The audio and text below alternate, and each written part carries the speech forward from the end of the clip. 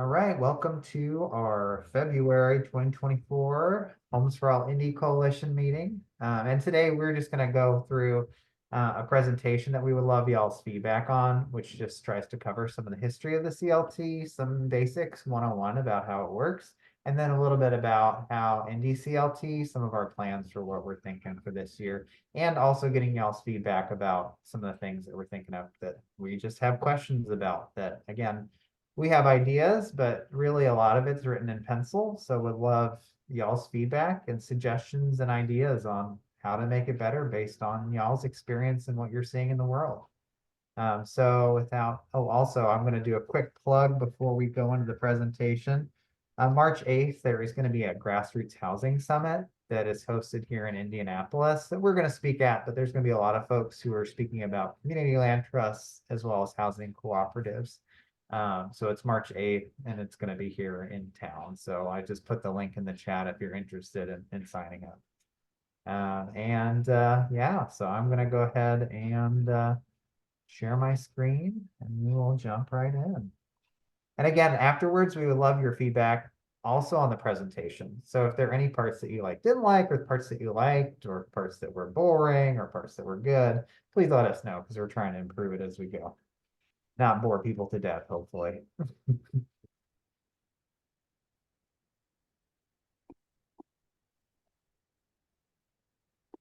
Okay, can everybody see?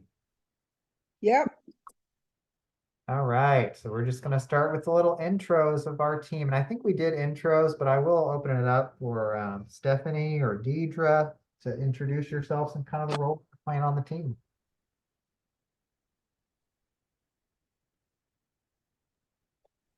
Sure, I can go. So I have been with Kepra for about a year now, working specifically on the land trust for about 9 months of that, and helping with advocacy, education, community outreach, and also just some of the nuts and bolts like getting the application open and writing policies and procedures, but all those things that kind of need to get done to get a program off the ground. And I'll turn it over to Dee. Dee, you're muted. Hey, Deidre, you're muted. Okay, sorry. All right. I'm Deidre again, and I've been with Kepra for 30 years on and off, and a lifer. I like to call myself a lifer with Kepra. And right now I'm working in the housing space, did some work with Indy program, and now I'm doing work with the community. I'm on the community land trust team, and I do a lot of the community engagement. That's the piece I love. And So Dee knows everybody. yeah. So then again, I'm Alvin. Been with Kepler for about 12, 13 years now.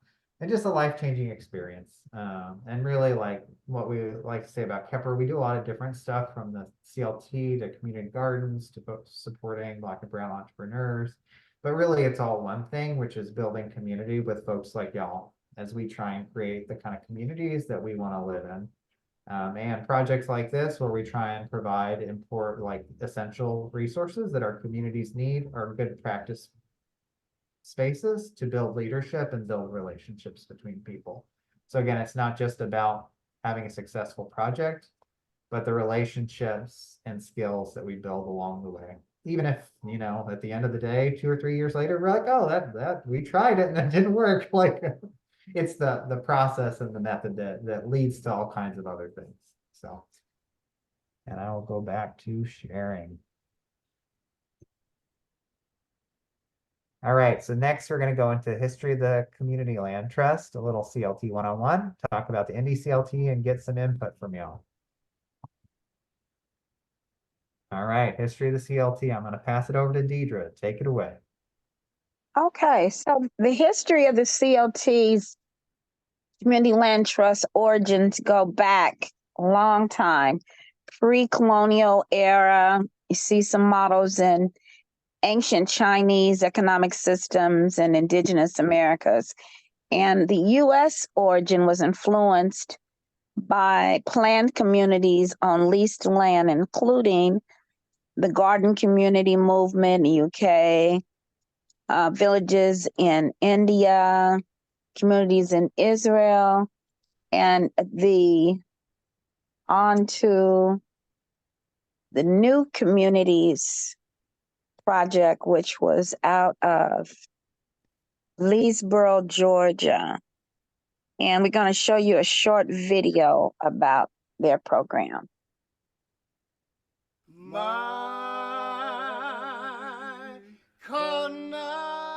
How many people whose doors I've knocked on got kicked out of their homes with their children, without a job. And I was partially the cause of it. So I lived in deep guilt and frustration. So that's how the spark of the need for land came to me. Seeing the land, just the land itself, the beauty of the land, the purity of the land, and the acknowledgement that all power comes from the land, and the land comes from God. All power comes from the land. Absolute power comes from God. And that's my ministry. It's still my ministry.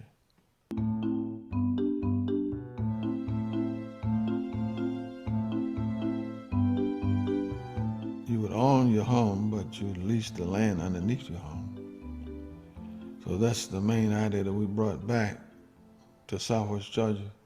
More cooperative living, cooperative buying, cooperative selling, cooperative, just about everything cooperative. So we started having meetings when they returned in July and decided to create this organization that would be called New Communities. And Slater King was very much involved. He was the brother of C.B. King, who was the only black lawyer. Slater was the only black real estate agent. At some point, we recognized that economic opportunity was in some ways connected to civil rights, and that economic opportunity also meant the opportunity for independence of a kind that we really had not had, except within segregated communities. I got on the road and kissed my wife goodbye. Said, I'm going to get this money. And I raised it. Somehow I raised it over $1 million.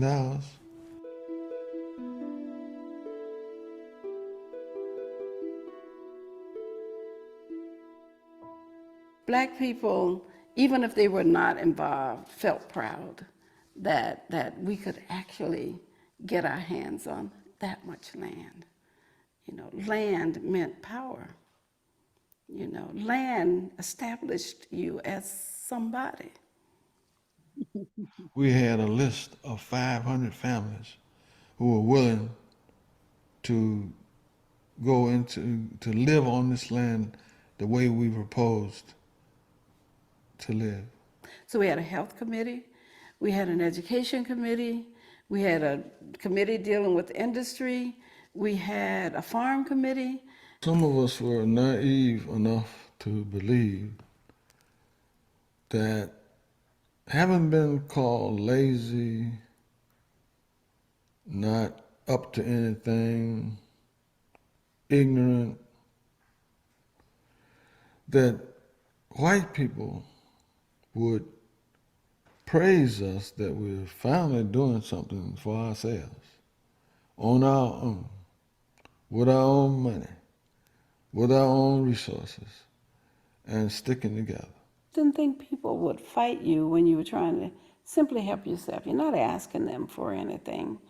So I was really shocked at the opposition, the shooting at our buildings. I mean, they just came at us in every way to try to stop us, to block us, to do anything to get that land away from us. And we found out they were diluting our fertilizer They wouldn't give us loans.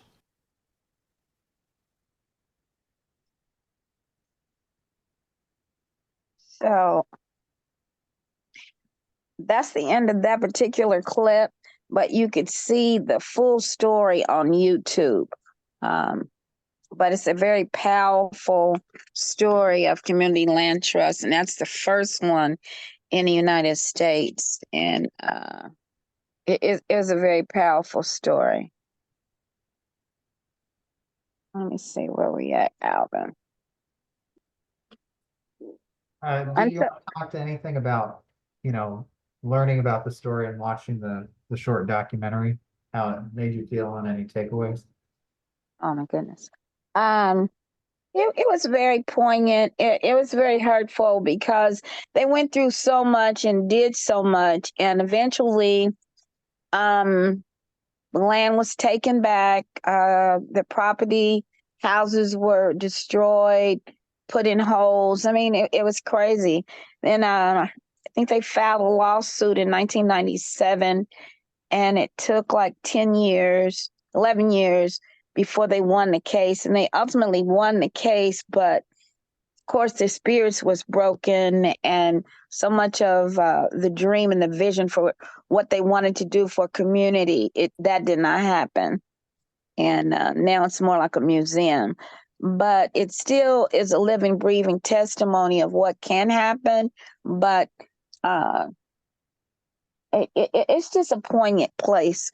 And I'm very, very, very much engaged and enrolled in the process of options, solutions, and in the answer to the housing crisis that we're in the midst of right now today. So, anybody else have any takeaways? I know it was a brief video, but any thoughts? Any thoughts? Questions? Comments? If anybody hasn't, I've seen it probably a half dozen times now. If anybody hasn't seen the end, they get driven into bankruptcy basically because they wouldn't get crop loans other people could get, without cash flow, without an equity line, no business can survive. And like how that was done, and I forgot about the diluting of the fertilizers and stuff. I mean, that's been ever since the 30s, we found out we couldn't use scientific reasons to discriminate. We had to start using crafty politics, and it's rampant in the city. And I think we talked this before, we're running the same thing. I just like the ending. Deidre, you said essentially today it's not really functioning at all, even the one they bought then. Like, No, they are still an organization that is okay. happening. I just like how they basically they got $10 million from the settlement, which was basically the discrimination of the USDA against Black farmers, denying Black farmers loans. And they bought, I think it's like a 1,500 acre former plantation called Restora. Yeah, that they are using for like educating young people and growing food and things like that. Yeah. So it's definitely not, I mean, it's different from the beginning vision was to build these communities where there's houses, but basically the governor of Georgia blocked all their funding because there was funding for community development that came down from the federal government. But the governor of Georgia said that they would get it over his dead body. So that kind of killed the original vision, but they kept the land in order to keep farming it and have control over it. But that's when they eventually lost it through foreclosure. Right. Pre-Stacey Abrams. Thanks. Yeah, just that the fact that the biggest was that actually part of the Blue Line scandal, the biggest single payout by U.S. government to in a lawsuit ever in the history of the United States is $1 billion paid out to like 50,000 farmers, and that was in 1997. So we talk Yeah, I about guess it was. That is 1997. That's when that is when it was filed in 1997. So maybe so. I didn't know it was part of a bigger payout like that because I think they won 17 million. I want to say. I know it was $1 billion paid out to like 40,000 farmers, something like that. It was something crazy. Yeah. And the people who got paid were basically people that fit one criteria. So anything FHA or like USDA, all that kind of stuff, it's all manually underwritten to, you know, allow for some grace, not have you get kicked out by some computer automated underwriting process. Well, the one pager, the one sheeter where all your summary information is in the front page, the first reviewer would go through the blue line and circle problem areas. And apparently there's like 40,000 farmers that the only thing circled was their name. They did not have Jonathan Miller names, they had different names. And that was the only thing that they ultimately got denied on. And some janitor caught on to it and picked up trash for a long time and archived it. Wow. That's how the case broke. It's insane. Mm. I'm sorry. Yeah. No, far as that the was a case- good piece of history. That's great. Thank you. Thank you. Think, Okay, let's keep it rolling. So I'm gonna go ahead and share again. And I think the next section, cypress palm plantation, was it? Huh. okay, I'll kick it to you, Stephanie. Take it from here. Okay, so after New Communities Inc. was founded, CLTs began to spring up all over and quickly spread into cities in the 1980s. This model's actually been adopted worldwide, including Canada, Kenya, Australia, the UK, and Puerto Rico, but always tailored to meet local needs. And we're even seeing that here in Indiana on the next slide, that we have several land trusts in progress here. And they all look a little bit different, even within our own state. So in South Bend, the South Bend Heritage Foundation closed on their first CLT home just a couple months ago. They have another home closing soon. The Hamilton County CLT should launch this year, and we hope to open our applications in the next month or two. In Bloomington, there are actually two different community land trusts, Summit Hill CLT and Avalon CLT. Finally, in Evansville, Indiana, they have 9 homes with first right of refusal, and they're working on their bylaws. So all kind of in development, some different nuances, like Hamilton County is working more on what they call like workforce housing, with a little bit of a population that's different than what we're serving. So they're all a little bit nuanced, even here in Indiana. And now we'll continue on just describing a little bit more about how the CLT works. And this quick little minute and a half video is a nice starter to that conversation.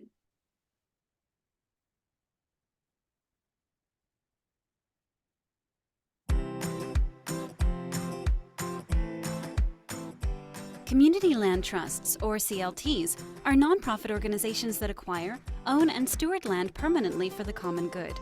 The most common CLT land use is housing, but retail, office, and a variety of other uses are possible. CLTs give formal decision-making voice and power to local community residents in determining land uses. Here's how CLTs make home buying affordable for families in their communities. First, the CLT builds or buys homes using one-time public or private investment. Next, the CLT sells just the home to a low-income buyer who qualifies for a mortgage, and the CLT keeps the land, holding it in trust for future generations of home buyers. In return for being able to buy a home at a discounted price, the family agrees to pay it forward and sell to another low-income family at a price they can afford. The CLT manages the sales process, ensuring that each home-buying family builds some wealth from a predetermined, limited amount of the sales proceeds. In this way, the one-time public or private investment in CLT homes makes lasting affordability a reality and stabilizes communities.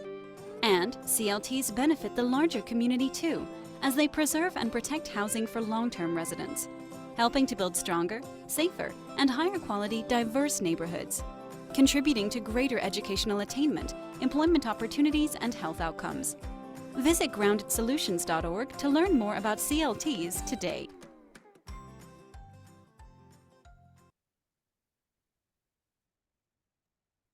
So that was just a real brief video, and now we'll go into a little more detail for you to kind of flesh out what it might look like here and just give you some more context. So the Classic Community Land Trust is an independent nonprofit organization that serves a defined geographic area. So for us, that will either be Marion County or Indianapolis, to be decided by our board really soon.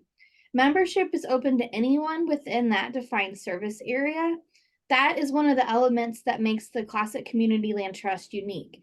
Instead of just serving the direct beneficiaries, which are those living or working on land trust land, the Community Land Trust is accountable to the entire community and the entire membership. CLTs have a tripartite board. So what that means is the board is divided into 3 equal groups of representatives. The first third is made up of leaseholders, who are people that are living on or using CLT land. The second third is made up of community members, that could be like you or me. The third group is made up of technical experts, funders, or other stakeholders in the community. Because 2/3 of the board is made up of community members, they hold the power. They hold the majority of the votes.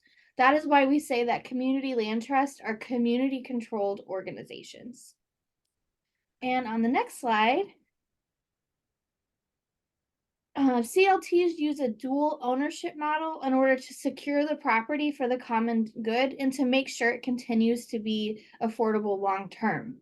In a dual ownership structure, the individual, most frequently an under-resourced home buyer, purchases and owns just the improvements in the house. The community land trust retains ownership of the land underneath the home. And on the next slide, a 99-year ground lease ties the improvements in the land together. This ground lease does a few really important things. First, it outlines the rights and responsibilities of the homeowner and the rights and responsibilities of the community land trust.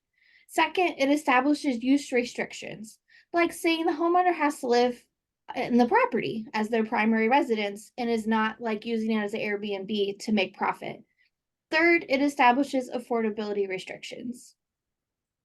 And fun fact on the next slide, CLTs can be passed down to future generations. This is a question we often get. The land remains the property of the CLT and the new owner would take on the original ground lease. So I want to pause here and just see if anyone has any questions before we continue on. No, and I see we had somebody join us, Bobby. And I just want to say hello. And we'd love to do a quick check-in with you if we could. And I don't, maybe Alvin's met you, but I have not. I'd love to learn what brought you here today.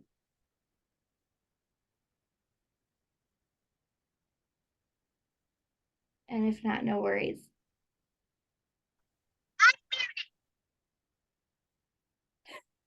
Here the babies. Yeah, I'm driving. Again. Yeah, I've been a part of this group for over a year and off and on. And yeah, I'm just here to learn more so I can be able to utilize the teachings in real time. So I want to know, I just want to get access to the recordings and then maybe I can ask questions after I review the recordings. Sounds good. We'll make sure we send it out. Bobby, thanks for joining us. Yeah. No problem. Glad to be here. Any other questions before we continue on? All right, we'll keep going.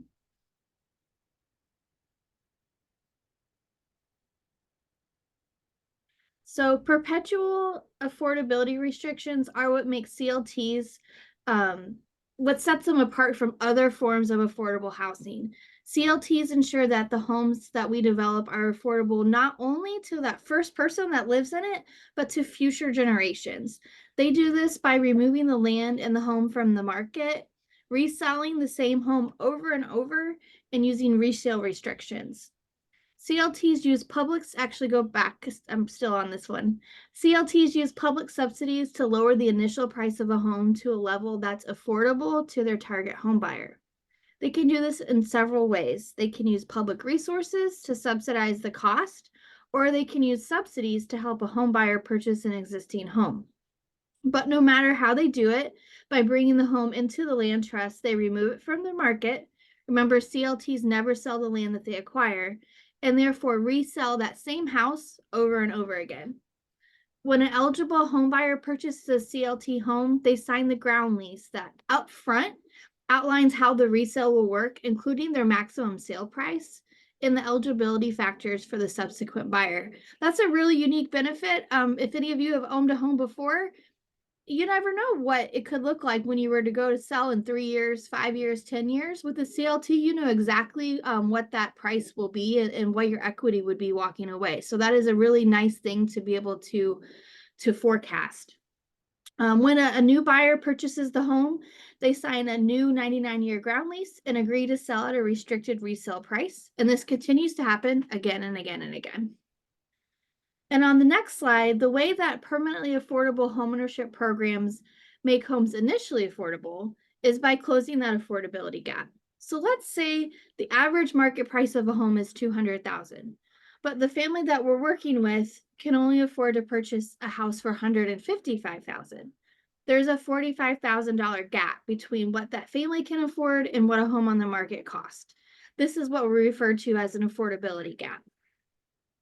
And unfortunately, in many communities, including Indy, where market values increase at a rate faster than our incomes do, this affordability gap is just getting bigger. And again, we don't expect our subsidy to continue to grow with this need. So our goal is to be forward thinking and address these future needs, in part by ensuring that the homes that we create remain affordable for under-resourced home buyers in an ongoing fashion. Here is a comparative example. Let's start with the more traditional model of affordable homeownership, something that you may have heard of like down payment assistance grant. In this fictional case, the city offers under-resourced homebuyers a grant to help them purchase a home on the market. The city doesn't expect any kind of repayment on the grant. In this example, the market price of the home is $200,000, but the homebuyer can only afford to purchase a $155,000 home. So there's a $45,000 gap between what they can afford and the market value of the home. So the city gives them $45,000 grant to fill that gap, and the home buyer purchases the $200,000 home. 10 years later, the home buyer is ready to sell. Their home is now appreciated in value to $240,000, so that's their sales price. Since the program that made the home affordable in the first place was grant-based, no money comes back to the city. It stays with that seller, that home buyer. This home buyer actually got an above market rate on their investment. They got that $40,000 that their home appreciated from $200,000 to $240,000, plus that $45,000 grant that the city had put in. This is on top of their own equity, like any down payment they brought to the table and the principal that they paid down on their mortgage. On the next slide, the need for affordable homeownership opportunities hasn't gone away. There are still more families to serve.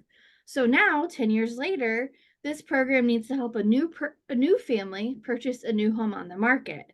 In this example, market values have risen to $240,000, but oftentimes, as we discussed, increases in incomes and our salaries don't keep pace with increases in the home values. In our example, our new home buyer can only afford a $185,000 home. Now there's an even bigger gap to fill. It's a $55,000 gap between what the home buyer can afford and what the market value of the homes are. If this was our only way of creating affordable home ownership opportunities, that pot of subsidy would keep having to grow and get bigger and bigger and bigger. And it's unlikely that we would ever make a meaningful dent in the community's affordable housing needs. But the CLT model is structured in a fundamentally different way. In this example, we have the same home buyer, and the same affordability gap of $45,000. But instead of providing a grant to the home buyer, the city is going to invest $45,000 in writing down the cost of the home through land donations or construction subsidies to the CLT. So our home buyer purchases the home from the community land trust for the below market rate of $155,000. 10 years later, the home is still increased in value, but this is where a big difference is.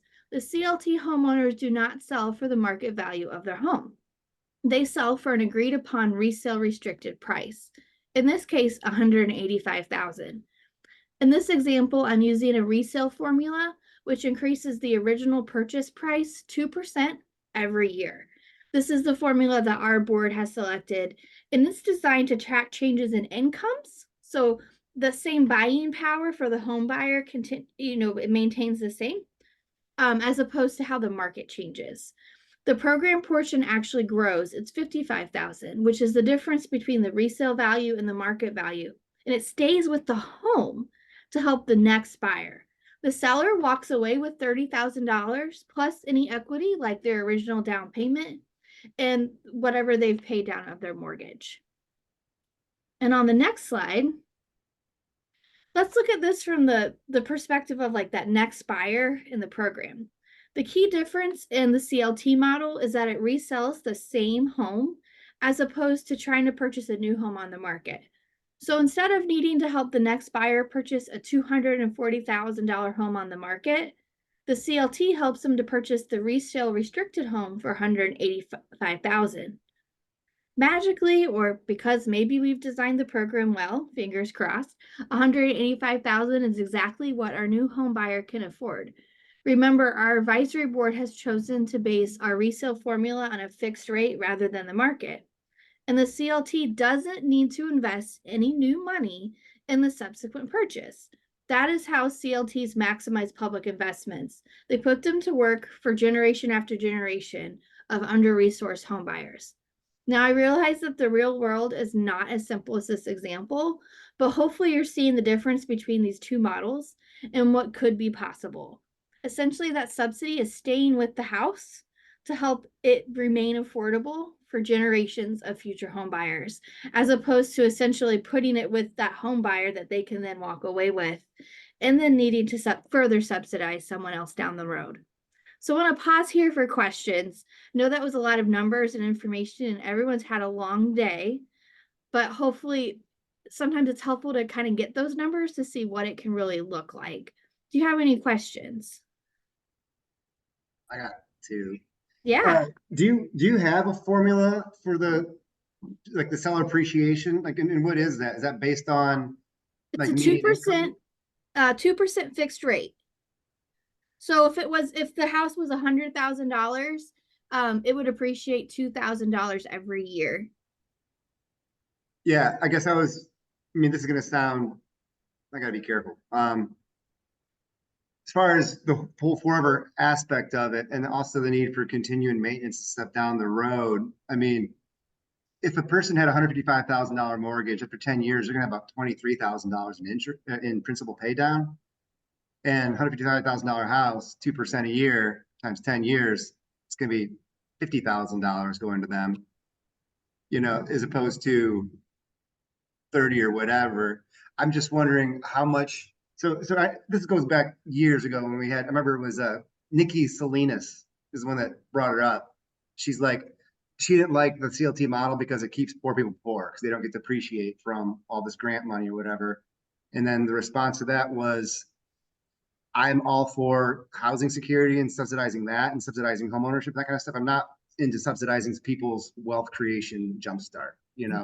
There's too many people that need housing before we need to start building people's nest egg for them. So my thought is, and then Wildstyle jumped in and said about this whole appreciation thing. He's like, again, this is him speaking, not me, but said something along the lines of, hey, in our neighborhoods, we don't give a shit about appreciation because it tends to not happen historically. By virtue of somebody that's not white moving in, it's going to go down. All we care about is not having a fixed rental price or a fixed house cost, and that we can't get evicted from. And my thought is, to Nikki's comment, we're keeping them poor. I like the idea of reducing that appreciation model as much as possible, just for the strength of the program in general, in longevity. And my thought is, to Nikki's question, if anybody that's a CLT homeowner, if they feel like the CLT is holding them back from building wealth, well, shit, that's their graduation day, cap and gown. Like, wow, you went from housing insecure to like, you're so secure, you're giving up that security to go on your wealth building journey. I just think the only thing that adding that 2% to that's going to do is increase or decrease the length of time somebody needs to stay in a house before they can do that, which that's also destabilizing communities. Longevity in a particular house is what makes neighborhoods great, and neighbors that have lived there for a while. So what are your thoughts on that? That's more of just bringing that up. What do we think about reducing that appreciation model so people aren't looking at this as a wealth building thing, they're looking at it as a housing security thing? Yeah, there's a lot there. And I do kind of talk a little bit about some of that and the kind of the pros and the cons. You have a lot of nuance and obviously a lot of experience. So I appreciate you sharing that. We're trying to thread that needle because we hear kind of, you said, there's both sides of, well, this isn't building as much wealth versus stabilizing. Like there's all these different things that this is trying to accomplish. And so we're hoping that 2% is kind of finding that balance between it's still it's not, there's a predictability to what that person, is in a stability to what that homeowner can plan for and trying to move out while still building some wealth. And even more importantly, or extremely importantly, at least, I don't know if I should say even more, but it is that 2% is what was calculated when we looked at what incomes rose. So it's going to continue to serve the same level of home buyer in terms of like, we'll talk a little bit about area median income and the population we're trying to serve, but by keeping it at the fixed rate at the same level as what the incomes rise, it will continue to help a similar type of home buyer in the future. And so is that really important piece for the ongoing affordability and continuing to help others. And it looks like Alvin has something to add. Yeah, I was just going to add in, Tad, that's a great question and it comes up a lot.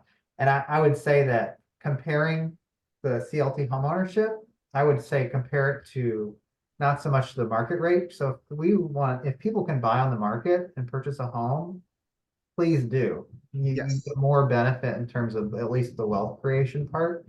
But our goal is to create a program that allows people to purchase homes and have control over their housing, start to build equity who would be stuck renting and in conditions that they don't have control over, where rents are going up 200, I think in the last couple of years, we've just seen rents skyrocket, along with housing prices for sale too. So I think we are trying to figure out, can the CLT be a tool? And again, like we said, this is a journey of learning to see if this can be a tool that our community can use to leverage resources and provide ourselves housing that is safe, affordable, and supports the kind of community building that we want to see. So it's a great question, but again, I would say yes, if people can buy on the market, please do. And a lot of people who, and this is just from talking to other CLTs, a lot of CLT homeowners do end up selling their home after 10 years or so, and then buying a home on the market that fits more like growing families or what they want to do. So yeah, great question though. Any other? I'll The pass. other question was a real simple one.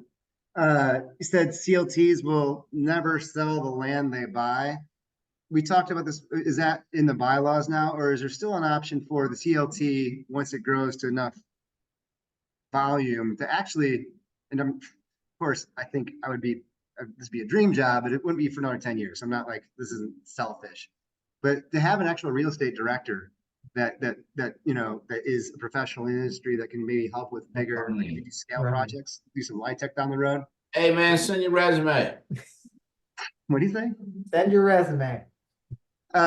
Basically, the idea of acquiring strategically at the front end, and then realizing, wow, these properties, like everything I bought in Fountain Square 15 years ago, would all be CLT eligible if it weren't for property taxes. It still would be. But the thought is, when you have 4 houses in a row that might be really enticing to a developer, you sell those off as long as you replace 10 houses with them. Like you're using the monopoly side, you're using appreciation to your advantage. And the CLT is literally building equity that they can then leverage, I'm sure. But more than anything, being able to like swap and trade, the properties you do have, it's just the fact of reality. Not every 60% AMI homeowner can afford a full fenced-in yard and lot in a high-end neighborhood.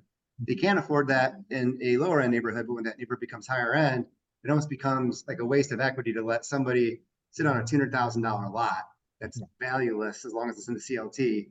Yeah, and Tad, the answer to that, I think it's in the bylaws. I'd have to look at it, but I'm pretty sure if it would have to come to a vote of the full membership. So we do plan to be a membership organization, which we would love y'all to be members. Coming up in June or July, we're going to do our first membership meeting.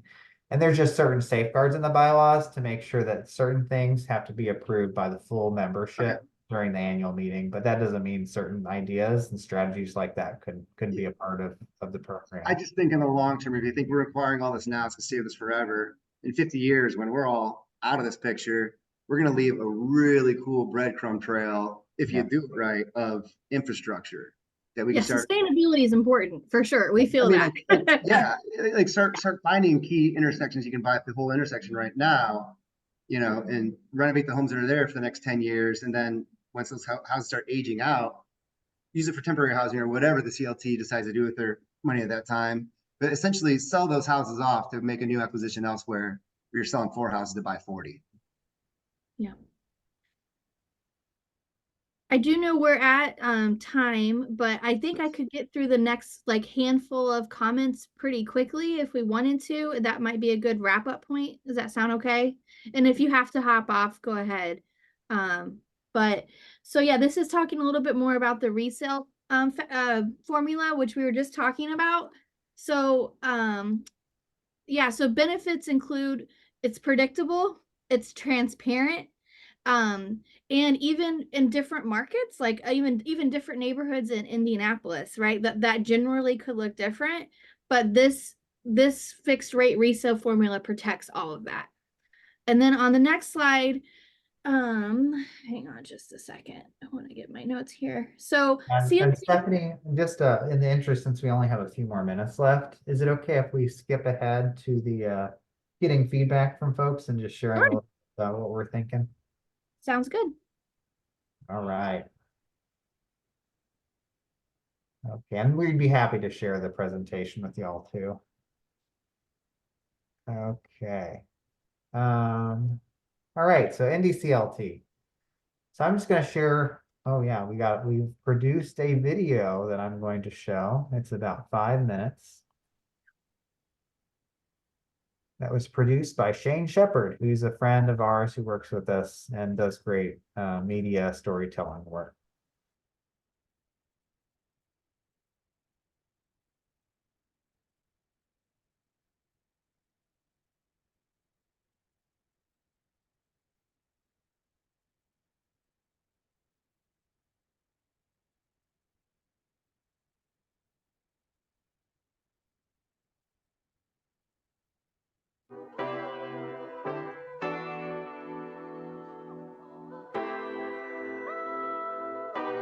What is a community land trust?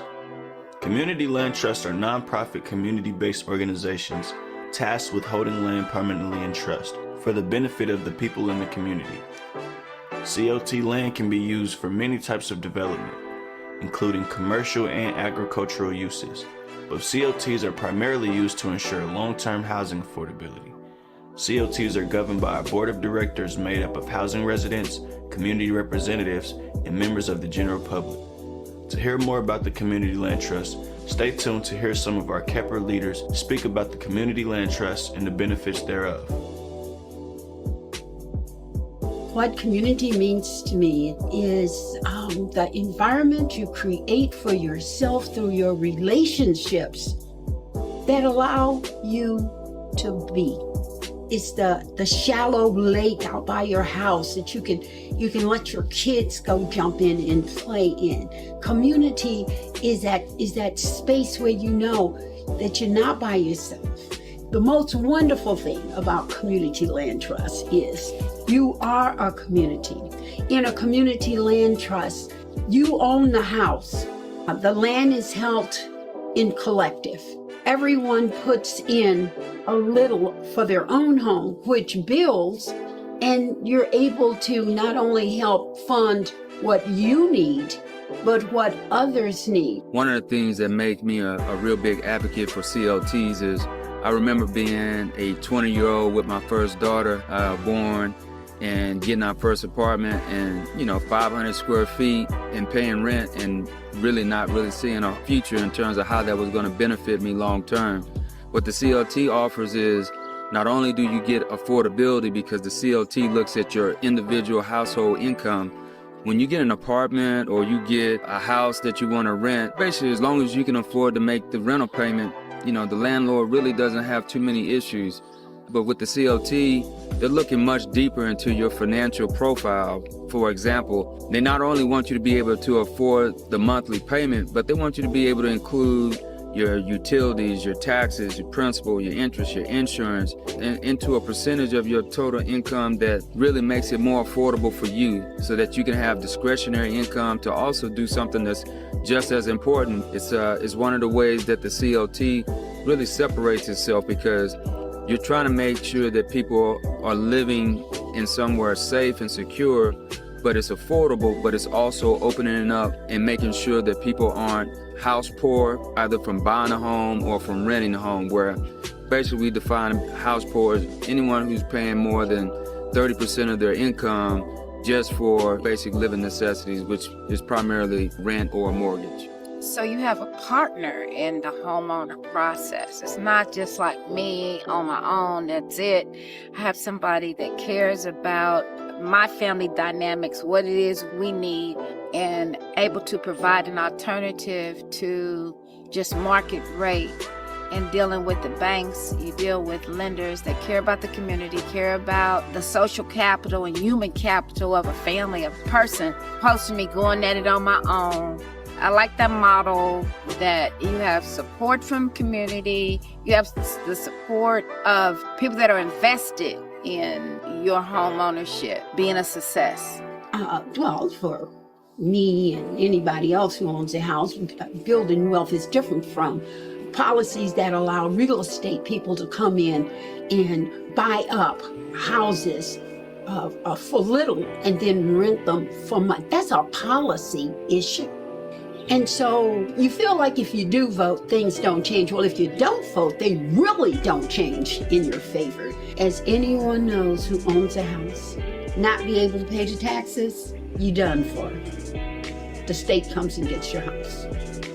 And so the idea of home ownership then becomes a collection of people who own the land together, but the house belongs to you. I'm not in it by myself. I'm not going down by myself. I have community to make sure that I'm good so that the community can be strong and we all can be good. As the community land trust movement gains momentum in Indianapolis, it is the perfect time to explore opportunities for involvement. For detailed information on how you can contribute to a community land trust, visit indyclt.org. Thanks for watching.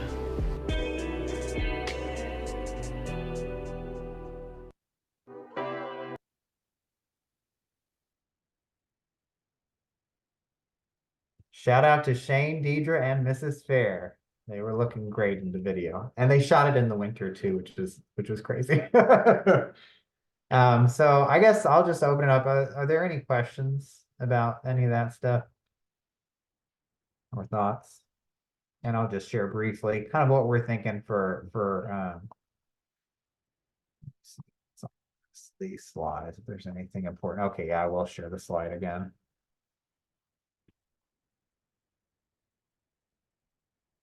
So again, what we're thinking about for Indianapolis CLT is like focusing on folks who are between like under 60% of the area median income.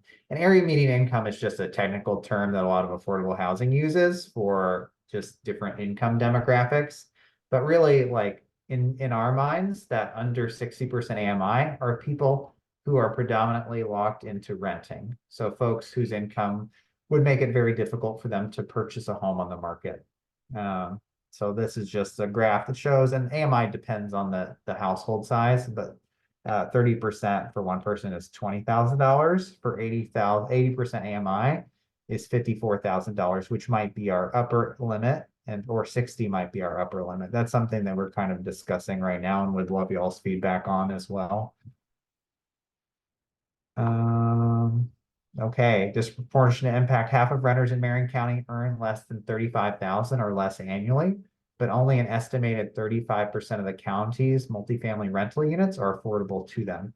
This disproportionately affects households of color. While households of color represent 36% of all households, roughly half of the households earning less than $35,000 in income are Black and 13% are Hispanic. And that's from the 2022 Fair Housing Center of Central Indiana report. So what we are looking at launching this year with a pilot is a home buyer choice program, which is very similar. And there's a link to Houston CLT.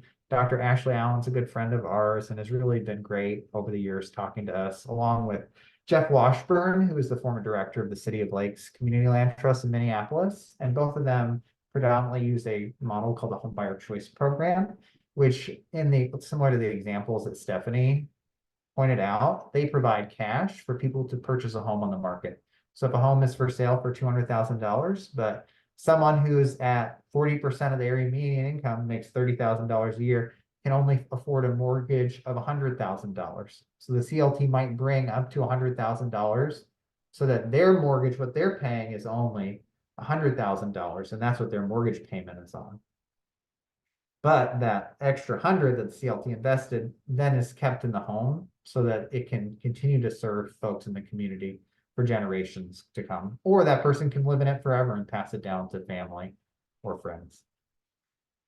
And we also already talked about the 2% resale formula. And we love your input. So we're just gonna open it. Oh, one other thing that we are thinking about implementing is a homeowner repair fund. So one of the things that is challenging in owning a home, anyone who has owned a home before, is all the repairs that are required. And just going back to this, one of the conditions that we're looking at for the home buyer choice program is for them to be turnkey homes. So homes that don't have any major deferred maintenance or any major repairs that are needed within the first five to 10 years. So that would be things like a roof replacement, furnace or HVAC system, or structural issues. Just the program, the idea is that we want people to select homes that aren't going to be a money pit and have a lot of maintenance issues. We want to set people up for success, particularly folks with limited income. So one of the ideas we had was whether we should have people pay into like a monthly homeowner repair fund that would make funds available for 10 years down the line. If they've been paying $50 a month into this fund, they might have the $10,000 in there to be able to afford a major repair, like replacing a furnace or a roof. So that's kind of something we love y'all's input on.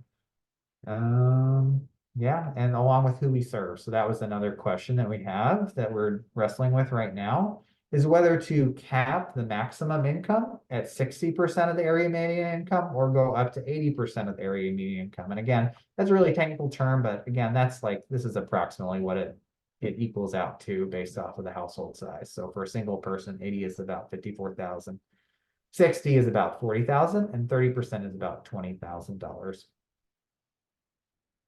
And that's actually, I'm going to go ahead and stop my share here and just open it up for feedback in general or questions. And we'll go ahead and take like 5-10 minutes and then we'll close it out. Quick response, yeah, cap it at 60, because given that the overwhelming, if not 100% of the people in the neighborhoods will be serving, the actual median income of those neighborhoods is about half the area median income, which includes all Carmel. So when you're talking 60 area median income, you might be talking about people that are above average for that neighborhood. Okay. When we start getting into 80, I mean, what is the AMI right now for a family of four? It's like $98,000. Yeah, right. Let's see, I just had it up. I'm gonna share it again. So this is what I think the 2023 numbers are. So 80,000 for a family of three, 80,000, 80% AMI is about 70,000. Well, 60 is about 50. actual AMI area, so divide that by 0.8. Yeah, I mean, it's just unthinkable to think that the median income for Marion County is above 80,000, above 90,000. Yeah. Same. Yeah, thank you, Tad. So yeah, I like the 60 rule. Others got thoughts?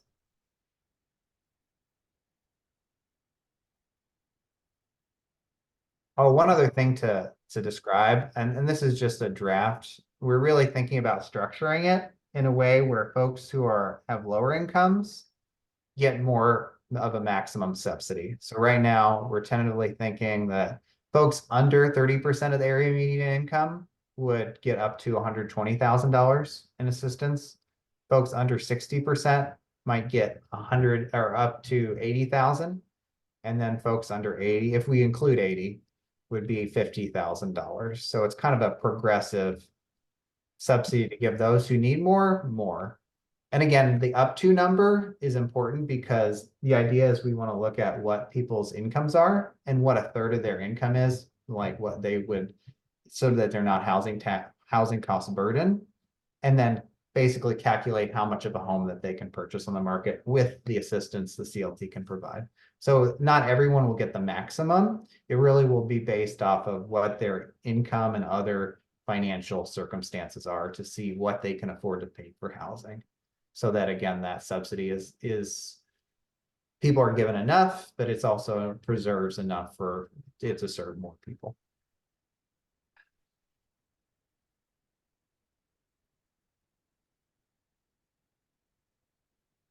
I had one more question because Ms. Fair kind of hit it on the head, talking about policy and whatnot. Investors out there getting catered to, they're for-profit affordable housing developers, which is 90% of the subsidy in this state goes to for-profits. It's pretty great. And none of them follow the rules. It's also great. But so, and these are general numbers. I know my personal track record, I can kill these if you're selective and you know what you're doing. But like when an investor buys a house that isn't a good land trust candidate because it needs a lot of repairs, it needs maybe renovation stuff. Generally speaking, if investors making less than 20%, they've lost. They're not doing well. They usually make 30 around there. Is there any thought to bringing a B Corp or a benefit corp or a quasi nonprofit or a third party for profit that's literally the boss because they're working on a contract basis? Essentially, kind of what I was getting at earlier, for developers to come in and bring houses to the market on also fixed terms. So they know what their fixed rate is. They can't make money hand over fist. Some of that subsidy is essentially going to their profit margin. But I'm saying we can shave another 30% of value and equity that belongs to the land trust. It's less money that has to go out to each individual homeowner. What do we think about that? Or maybe create a program, you have to get vetted. There's a lot of programs like this to make it legal. If your company can be vetted, then on a case-by-case scenario, you qualify to get these subsidies yourself that you receive at closing. So you're not putting money up front to help them finance the renovation and the purchase.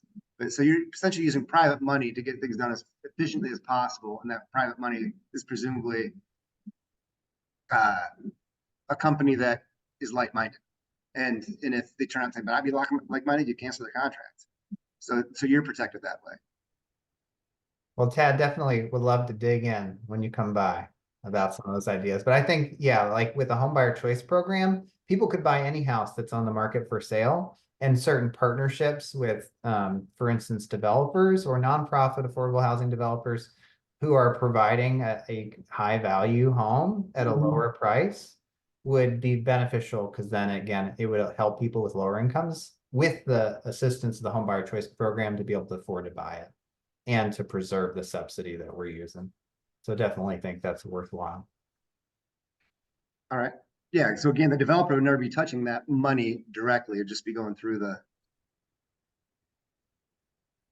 Does anyone else want to chime in on the income question or the home repair question, repair fund? Or just any other questions or thoughts? Really appreciate your feedback.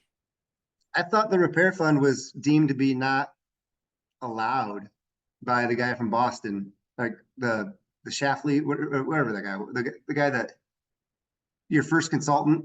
Yeah. I So thought there was problems with anything that receives federal subsidy and having a required maintenance fund with it. Would we have a workaround for that?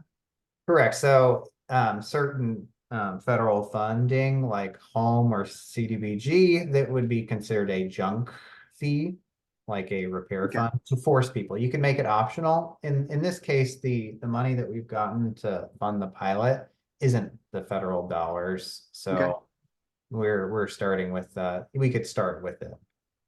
I think huge fan of the mandatory fee then, and then have some kind of, this again would take eventually a staff position at the land trust. So there's money lost there or money spent there, but like having a mandatory fee, and if somebody is capable, DIY or working contractor, whatever, just like in HUD for streamlined 203K construction loans. If you can show you have competency, you don't have to hire a third party. So if somebody can either choose to let all that money build up and they get it at the end of their 10 years with interest, or if they don't have that competency or can't get it done in-house or don't have an uncle that's an electrician, and they go through whoever else and they can draw from that fund if they want to. I just think I see that working. I mean, maintenance is going to happen. These are single family homes and most of these are going to be 100 years old by the time we buy them. So they're not going to be here forever. And eventually the only thing that's going to make them worth anything at all is the land they're on. Like most of my houses, that the lands, I could sell most of the houses I bought for more if I just tore the house down. Save the next guy that money, even though they're all perfectly habitable houses. They're just not $600,000 houses. But yeah, maintenance needs to happen. That's why I also think the exit strategy of exchanging and trading and swapping land could save you a lot of maintenance and repair on houses that, you know, why are we repairing a 2-bedroom, 1-bathroom on a $200,000 lot? You know, that really should be cycled up to the next person and take that equity on 4 more just like it. Yeah. That's my thought. I'll shut up. Thanks, Dad. Appreciate the feedback.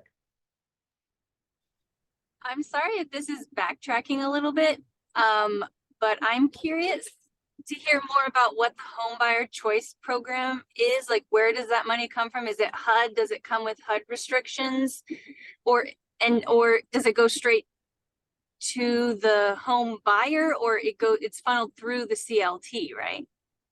So I'll answer generally and then specific to us. So generally, CLTs are funded by federal dollars that come down to cities through HUD. So things like the Federal Home Program and CDBG are 2 of the main, as well as local funds that are set up, like affordable housing trust funds that are set up countywide or citywide.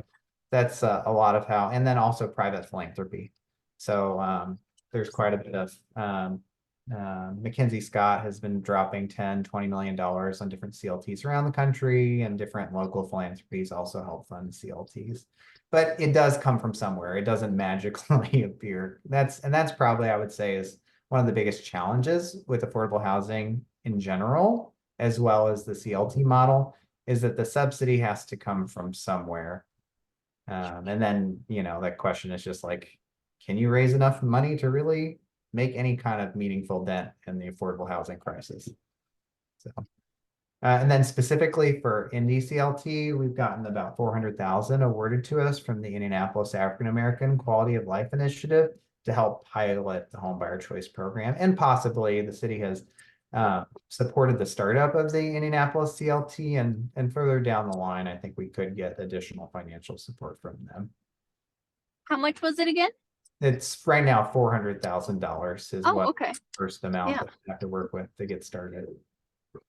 And that, I mean, because the CLT kind of has its own regulations and restrictions, and you know, it can just get that much more complicated when the money itself comes along tied with its own restrictions. So at least that money is not complicated with restrictions on its own.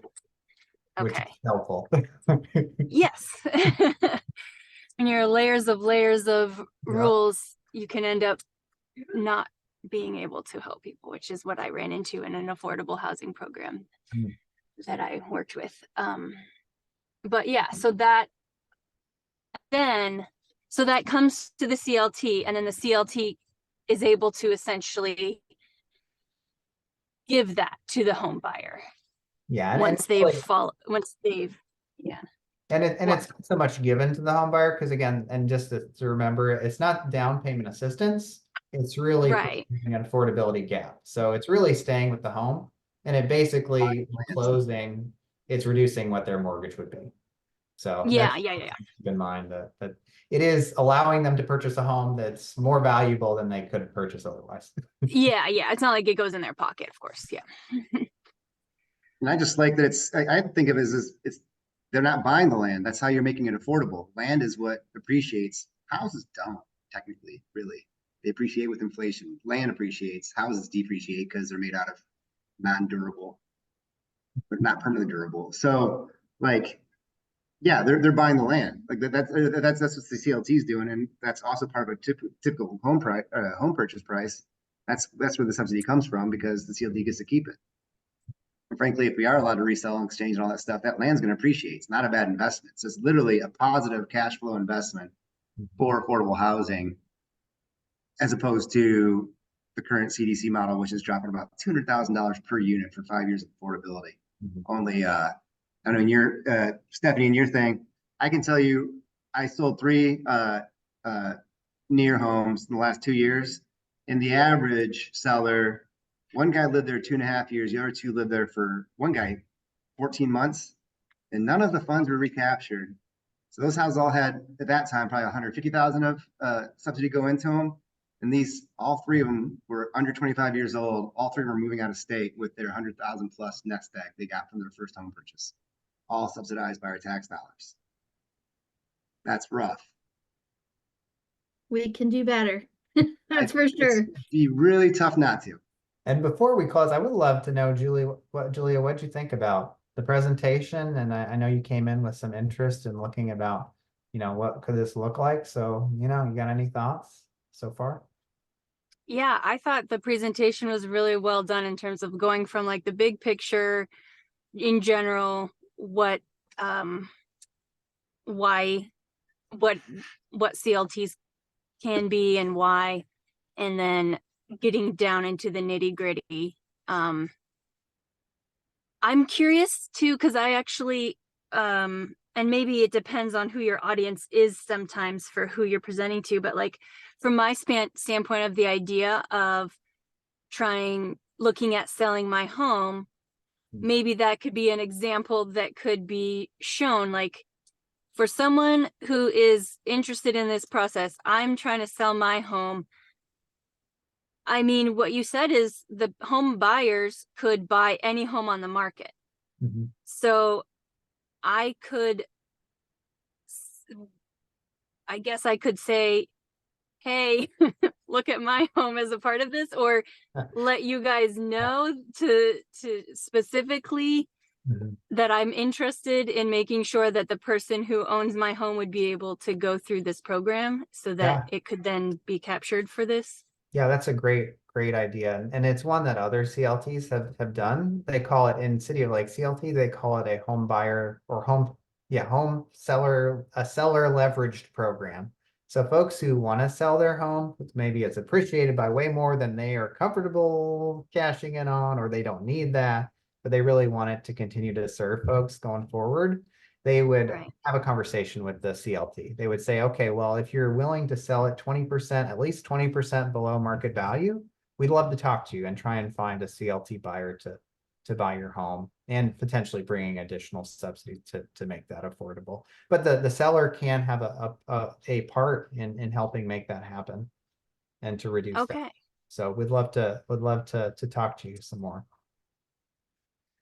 if you are interested. So again, yeah, definitely. Yeah, I feel like with the way the market is, it would be, there's just, I mean, and maybe Tad knows how this is, but I feel like there's more often just it's people. I mean, we're getting things at our house, letters at our house on a daily basis of people interested in buying the house. It's not.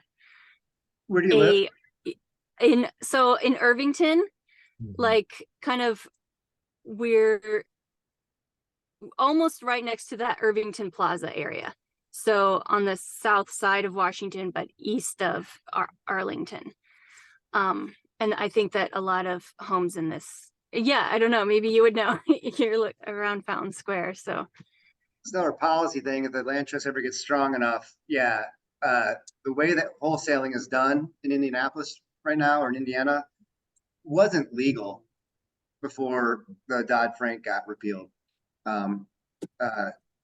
They're acting, that's a long rabbit trail, but long story short, I know one wholesaler alone, somebody I've bought homes off of before. They're actually honest and reputable, to the fact that 100% of their profitability comes from how much they can screw people over and mislead them. But I know he spent $400,000 on letter writing, postcards, in 2021. $400,000, just one company. Wow. I know, and ask your teacher friends, you'll see kids in study halls handwriting these notes. They get paid like 20 cents each one because a handwritten note gets read more. Like, so these companies are going in and like recruiting 15 and 16-year-olds to write letters for. Okay. I get about 60 Good bucks a Lord. week on 8 properties. I But also it's everywhere. It's part of the reason it's caused a lot of interesting things. For instance, sheriff sales, when foreclosures were still high, when the wholesaler market swept in, we went from having like 500 or 600 foreclosures a month to like 50 or 60 because wholesalers are scooping all these up because people do have. It's just really, yeah, it's predatory, yeah, consumerism by the investor side, and the fact that it's allowed to be legal is insane. We're going to need to raise taxes Julia, to cover the we'd future love, costs. would love to talk more. So if you wanted to drop your contact in the chat, we would love to have you over for lunch or just chat some more and learn more. Okay, yes, I would love that. Sounds great. Gosh, yeah, that is scary stuff though, Ted. Yeah, it's. Thank you so much. Awesome. Well, I think we will go ahead and end it there. Thank you all. Appreciate your feedback and for joining us tonight. Letting us also get our practice in. So let's also give a round of applause for Stephanie and Deidre too.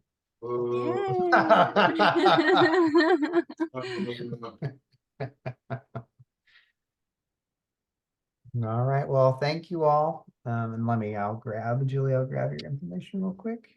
And you all have a great night. Thank you very And much. Alvin, Bobby wanted a recording. Just want to make sure you Okay. saw that in the chat. Yeah, we'll make sure we send out the recording to the group too. Cool. Good night, everybody. Thanks. All right, everyone. Thank you all so much for your work. Thank you. Welcome. Bye. Bye-bye.